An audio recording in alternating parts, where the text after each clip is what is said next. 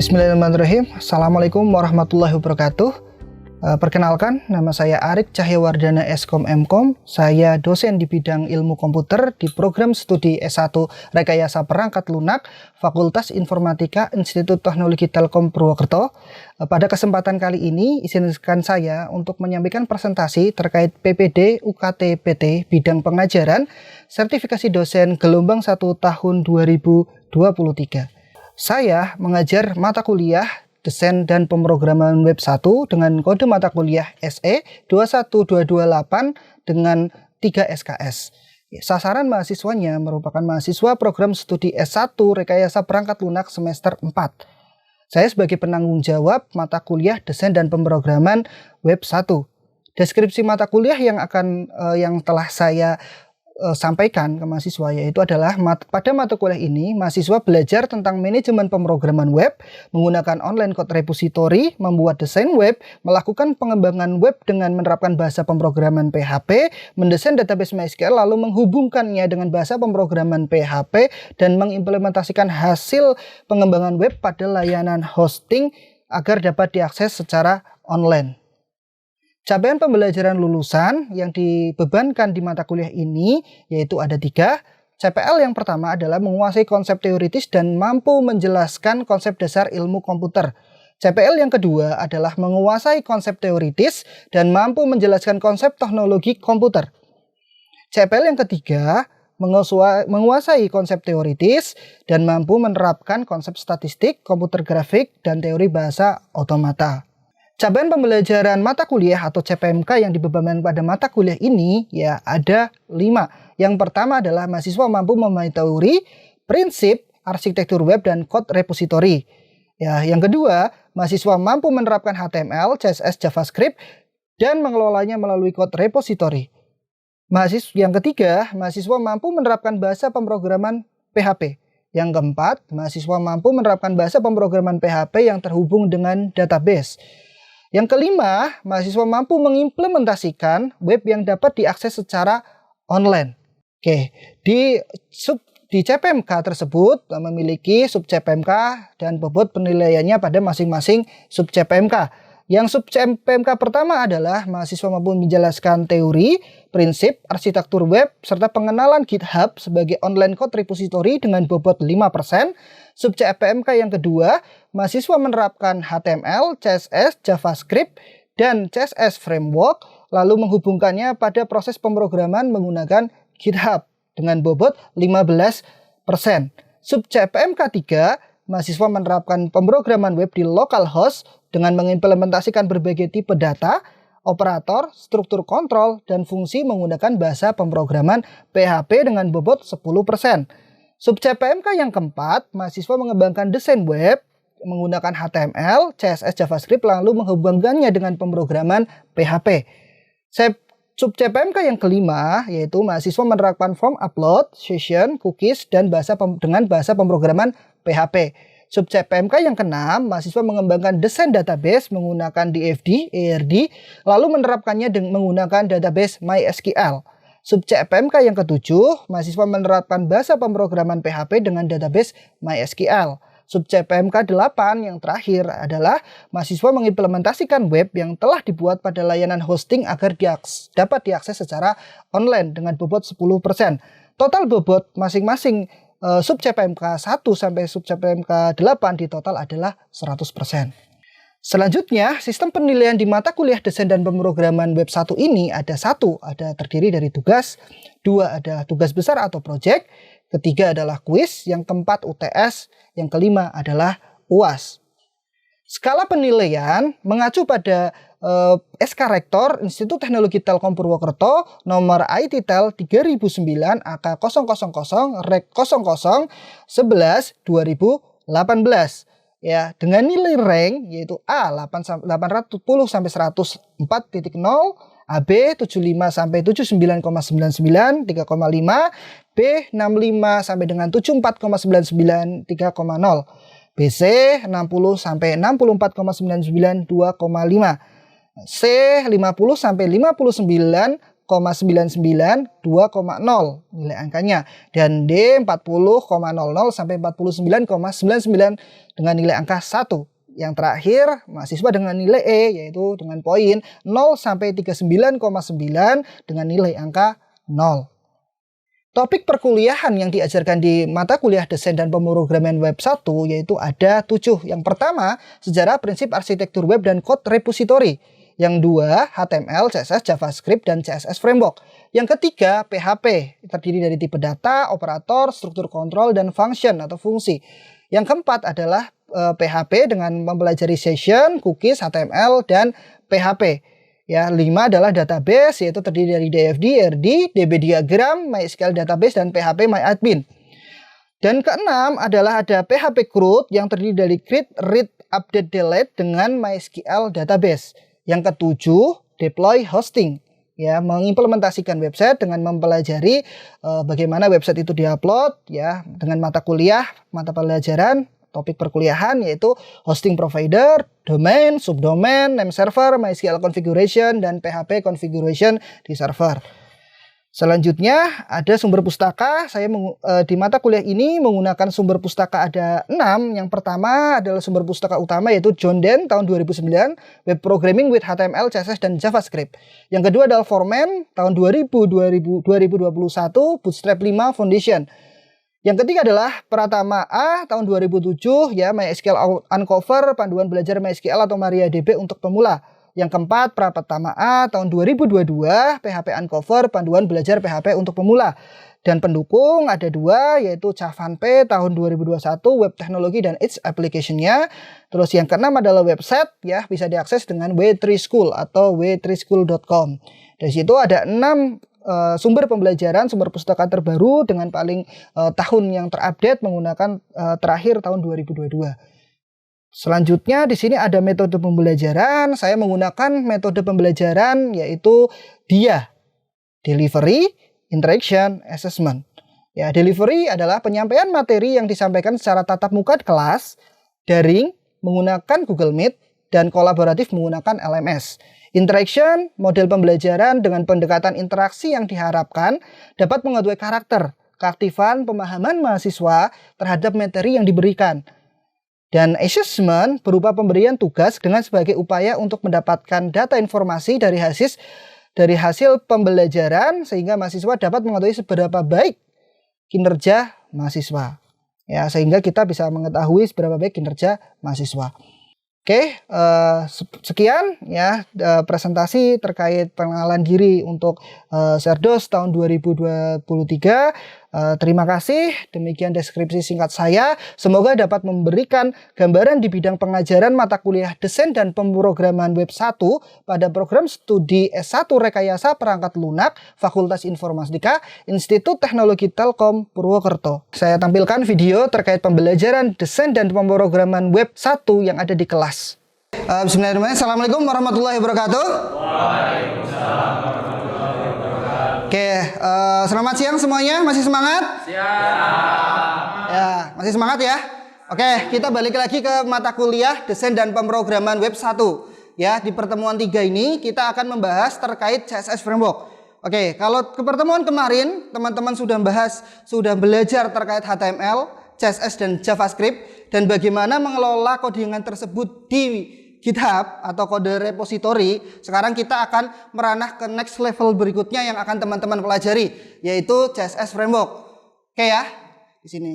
Oke, jadi capaian pembelajarannya sebenarnya kita ada roadmapnya yang teman-teman dalam 1 semester ini yang kemarin sudah saya jelaskan, teman-teman akan pelajari, yaitu dari GitHub dulu, repository, terus kita akan menerapkan HTML, CSS, dan JavaScript dan mengelola menggunakan code repository. Jadi di capaian pembelajaran ini ya, di pertemuan 3 ini ada di capaian pembelajaran ini. Harapannya teman-teman bisa ngedesain web menggunakan Bootstrap.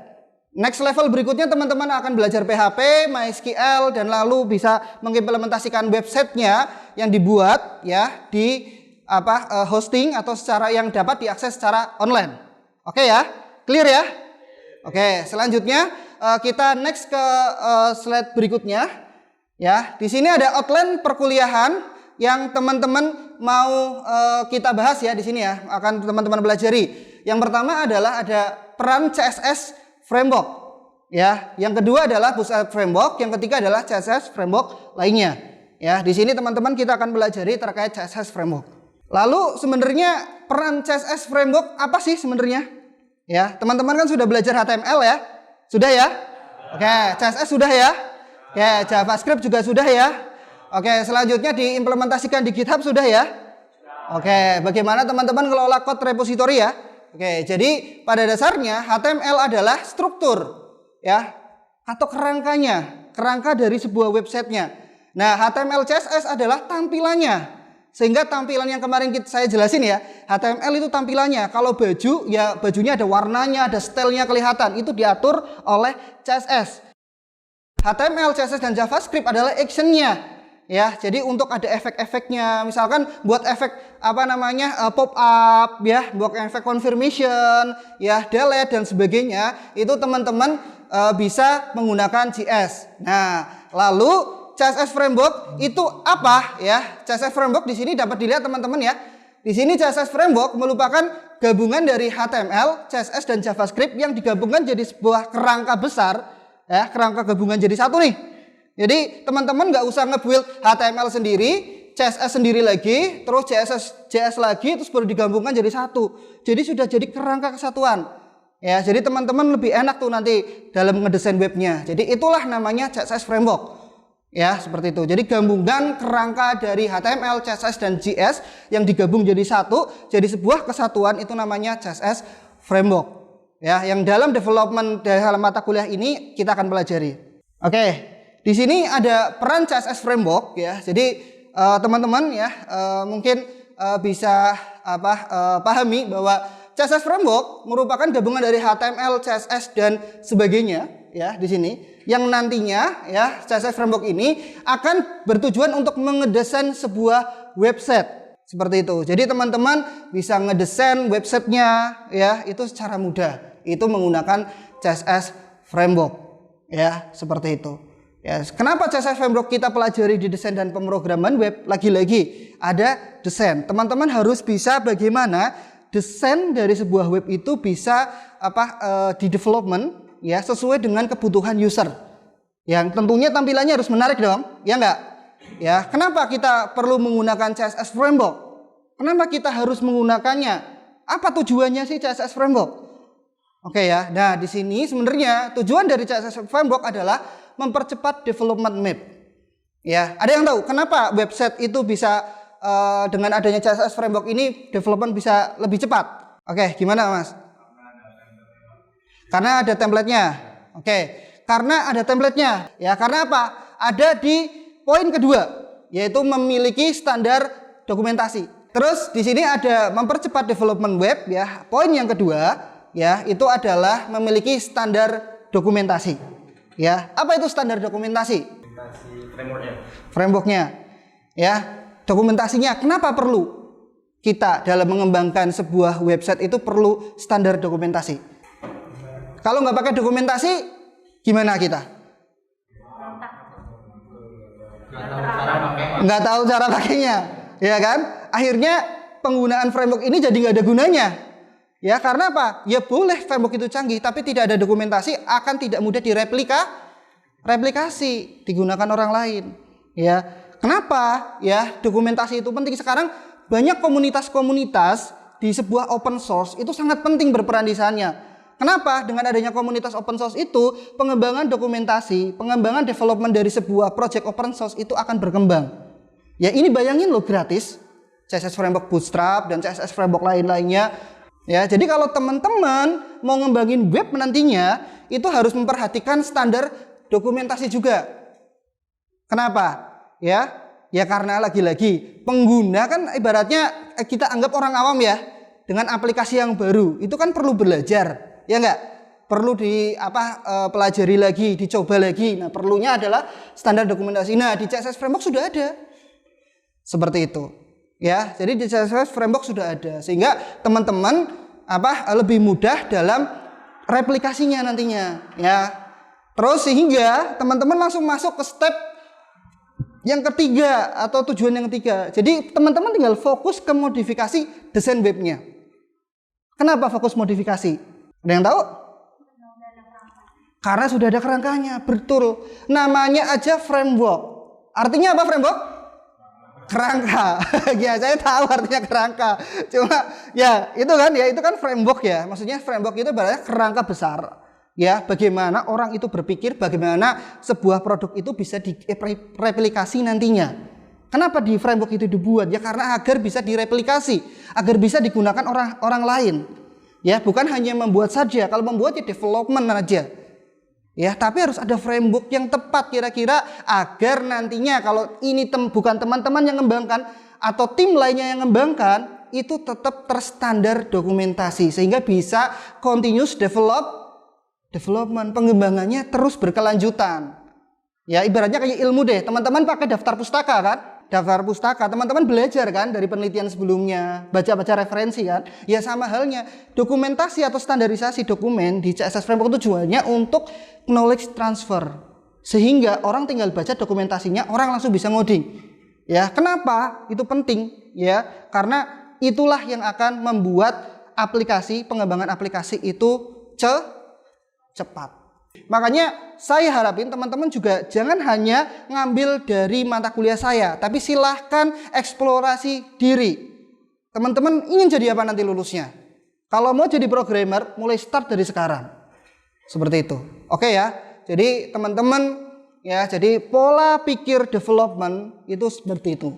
Jadi teman-teman harus bisa teamwork. Dengan dokumentasi itu mempermudah translasi ke knowledge. Ya, codingan, desain ini nantinya, bikin desain seperti ini tuh kayak gimana sih? Kalau bikin halaman baru seperti apa nantinya? Apakah beda CSS framework? Ya kan, kalau beda otomatis teman-teman harus belajar lagi dokumentasinya, ya enggak? Ya seperti itu, sehingga framework ini tujuannya agar setiap halaman, nanti seperti ini contoh halamannya, jadi sesuai dengan framework yang digunakan. Oke ya, clear ya? Oke, sampai sini ada yang ditanyakan? Oke, ya Mas, gimana Mas? Saya Pak. Kan tadi Bapak udah ngejelasin tentang CSS framework dan hal lain sebagainya. Nah, keuntungan kita nih Pak sebagai mahasiswa untuk implementasi dari CSS framework sendiri itu apa Pak? Keuntungan intinya? Apakah bakal berguna kita di masa depan atau enggak Pak? Jadi bagus ya pertanyaannya ya. Siapa Mas? Mas Haikal. Haikal ya. Terima kasih pertanyaannya. Bagus ya. Gimana caranya teman-teman ya? CSS Framework ini memiliki keuntungan buat teman-teman apa sih? Sekarang teman-teman gini, teman-teman butuh waktu belajar HTML, CSS, JavaScript satu persatu, butuh waktu yang lama. CSS Framework sebenarnya dari teman-teman itu tinggal mempelajari dokumentasinya secara dalam, teman-teman lalu mempelajari teknikalnya masing-masing, bahasa pemrogramannya sendiri. Tapi teman-teman sudah bisa langsung membuat desain web. Hal ini teman-teman akan mempercepat pembelajaran teman-teman untuk belajar menuju back-end developer atau nanti pengen jadi programmer, itu teman-teman tinggal konsen ke logiknya karena desainnya sudah terstandarisasi oleh framework. Seperti itu. Jadi teman-teman tidak perlu bingung-bingung lagi desainnya itu bakal seperti apa. Teman-teman hanya butuh wireframe-nya saja ya, tinggal copy paste tuh nanti komponennya. Nah, makanya ini teman-teman hanya fokus ke modifikasi desain webnya. Oke, Mas? Terus selanjutnya desain website yang responsif. Ya, jadi responsif itu kenapa kita penting? Sekarang pengguna internet itu banyak-banyak menggunakan gadget apa? Smartphone kan? Smartphone, laptop, ya kan? Dengan berbagai ukuran layar, betul? Ada yang 11 in, ada yang laptop ya, ada yang 13 in, ada yang 15 in, ada yang pakai monitor. Bahkan ada yang 50 in ya, buat ngoding aja 50 in. Ya, satunya nonton film, satunya ngoding ya kan, satunya isi musik tuh. Ya, gitu. Kadang-kadang programmer seperti itu karena butuh multitasking. Ya, nah sehingga responsif ini tujuannya untuk apa? Agar bisa diakses banyak layar. Nah, dengan HP yang kecil seperti ini ya, diakses tampilannya dengan diakses di laptop tentu berbeda. Betul? Ya, tampilannya tapi kan kita desainnya cukup satu kali. Itu namanya responsif. Jadi teman-teman nggak perlu ngedesain di HP, nggak perlu ngedesain juga lagi untuk di laptop. Itulah keuntungan CSS Framework yang tadi ditanyakan. Jadi teman-teman nggak usah konsen ke desainnya. Desainnya sudah desain CSS Framework. Teman-teman modifikasinya sebaik mungkin. Seperti itu. Oke ya? Oke, sekarang Bootstrap Framework. Apa itu Bootstrap? Ya, nah Bootstrap adalah open source framework yang memfasilitasi HTML CSS ya. atau untuk membuat prototipe yang cepat, delivery-nya cepat, ya, dengan sistem grid, komponen dan plugin yang canggih yang dibuat dengan jQuery. Jadi ini adalah Bootstrap adalah salah satu framework itu. CSS frameworknya salah satu itu adalah Bootstrap. Banyak framework yang lainnya, silahkan teman-teman bisa pelajari. Ya, nanti kita akan melihat juga framework pilihan lainnya. Di kontainer di Bootstrap itu ada kontainer. Apa itu kontainer? Ya, apa? Tata letak paling dasar. Apa yang dimaksud tata letak paling dasar? Paling dasar. Kalau teman-teman ngedesain layer kan? Ada layer paling dasar kan? Nah, kalau di Bootstrap juga modelnya seperti itu. Jadi ada layer yang paling dasar itu kontainer. Ya, kontainer. Nah, kontainer ini gitu kan bisa dibagi menjadi ya beberapa bagian ya dengan modelnya fixed width atau fluid. Apa fixed? Yaitu yang artinya adalah lebarnya maksimumnya berubah setiap saat pada breakpoint. Fix, breakpointnya berapa? Ya udah segitu-segitu aja. Tapi kalau fluid itu adalah 100% ngikutin lebar panjangnya itu 100%. Ya, lebarnya segini dia akan ikutin segini. Segini ya ikutin segini. Betul ya? Itu kontainer. Jadi setiap di Bootstrap itu ada kontainer. Kontainer itu yang paling dasar. Semuanya harus ngikutin kontainer dulu, baru nanti komponennya. Sudah pernah nyoba Bootstrap? Ada yang sudah pernah nyoba Bootstrap? Sudah, Pak. Oh, barusan ya? Oh iya, barusan. Oke. Sudah nyoba Bootstrap ya? Ya, teman-teman sudah ada yang pernah nyoba Bootstrap nih. Jadi Bootstrap itu ada sistem namanya grid. Grid ini memecah satu halaman layar ini menjadi beberapa kolom atau beberapa bagian. Total bagian di Bootstrap ada 12 kolom. Tinggal teman-teman mau bagi berapa kolomnya. Ya, seperti itu. Sehingga grid itu terdiri dari kontainer tadi, ya, row dan column. Jadi ada kolomnya, ada row-nya, ada kontainernya untuk menata dan menyelesaikan konten. Jadi kontennya rapi, desainnya rapi. Nah, ini kenapa pakai konsep grid? Nah, konsep grid itu pakainya adalah Flexbox. Kenapa Flexbox itu responsif? Itu ada di CSS. Itu namanya codingan namanya bagian Flexbox. Nah, ini kontainer nih. Kontainer ini yang ungu-ungu. Nah, ini item-itemnya. Ini row-nya. Ya, ini kolomnya nanti di bawah. Jadi, kontainer ada row-nya satu kan, ya, itu kan. Tapi ada berapa kolom? 3. Ya. Jadi, ini bisa terdiri banyak row. Ini contohnya nih ya. Ini flex. Jadi, dia akan turun ke bawah. Kalau itu responsifnya dia halamannya besar, jadi kecil.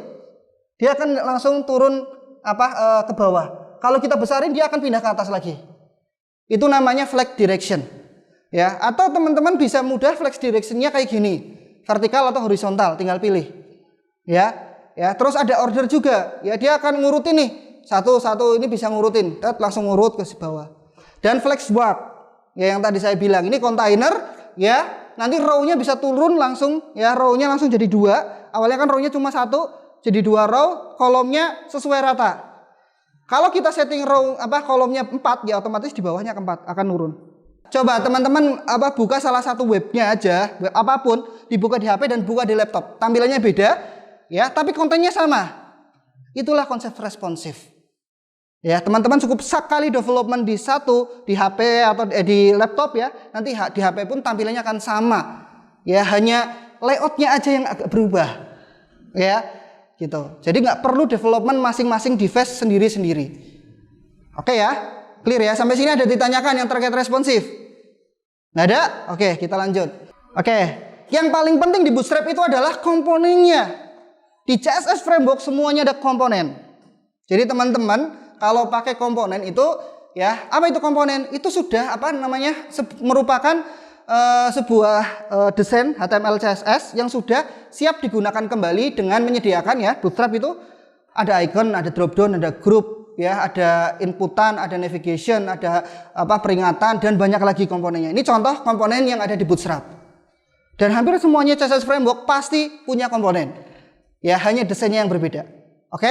Ini ada CSS framework lainnya, ya, di sini, ya, ada CSS framework lainnya, ada Tailwind CSS, ada Bulma, ya, ada Pure CSS, ada Semantic UI, Material CSS, ya, Undesign, ya, UI Kit, Bootstrap, Foundation, Prime dan sebagainya. Ya, di sini. Ini ada perkembangan dari tahun 2019 sampai 2021, ya. Sekarang yang populer memang Tailwind CSS karena development sekarang memisah antara front end dan back end.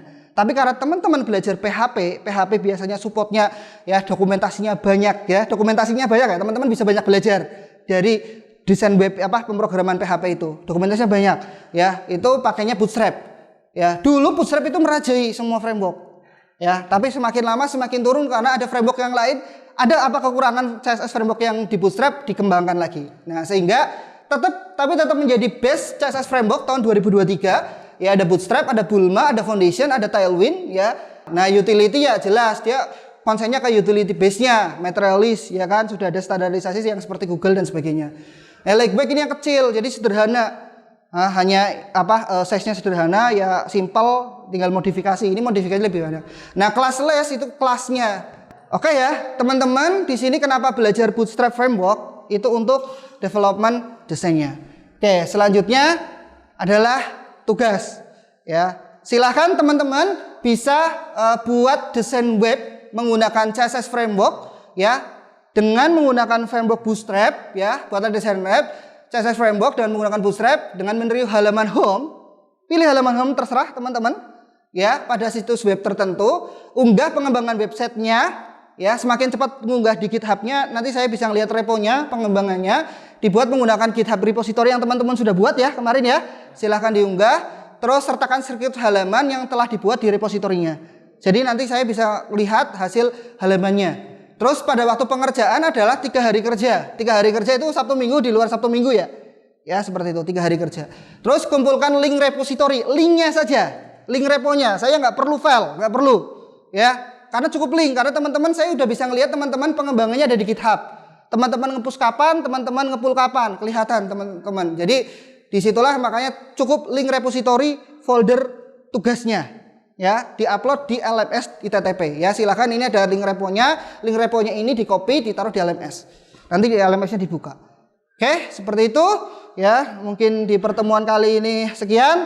Saya akhiri. Kalau ada konsultasi silahkan bisa WA saya di email ini ya. Saya akhiri ya, semoga bisa bermanfaat ya teman-teman ya. Tetap semangat ya. Oke ya, pertanyaannya bagus-bagus sekali semuanya ya. Semoga mata kuliah ini bisa men-trigger teman-teman, memberikan semangat teman-teman untuk jadi developer yang handal, yang diterima secara internasional bahkan dunia. Ya, seperti itu.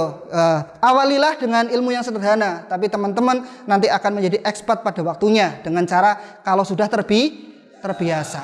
Ya, pinter itu karena terbiasa. Kalau teman-teman sudah terbiasa, teman-teman akan pinter. Tapi teman-teman ingat harus cerdas. Pertama, cerdas memanfaatkan waktu, cerdas dalam belajar, cerdas dalam mengatur kehidupan. Intinya itu. Oke, terima kasih. Kalau dari saya sekian, saya akhiri. Wassalamualaikum warahmatullahi wabarakatuh. Demikian deskripsi singkat terkait pembelajaran mata kuliah desain dan pemrograman web 1 untuk Prodi Rekayasa Perangkat Lunak, Fakultas Informatika, Institut Teknologi Telkom Purwokerto. Semoga bisa memberikan gambaran kinerja pengerjaan yang saya lakukan, khususnya di mata kuliah desain dan pemrograman web 1. Terima kasih, saya akhiri. Wallahumma fiq ilal muthoriq. Wassalamualaikum warahmatullahi wabarakatuh.